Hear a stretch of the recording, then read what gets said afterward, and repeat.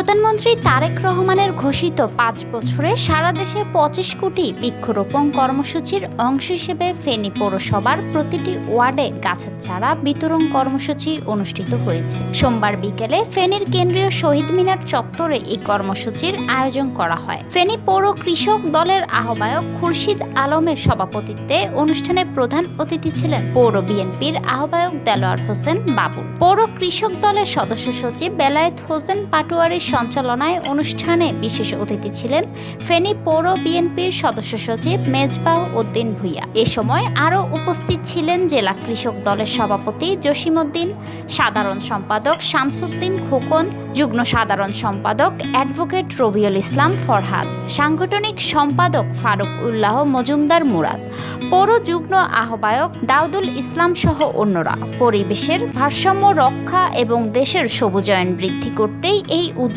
গ্রহণ করা হয়েছে বলে আয়োজকরা জানান। অনুষ্ঠান শেষে কৃষকদের মাঝে ফলজ, বনজ ও ঔষধি গাছের চারা বিতরণ করা হয়।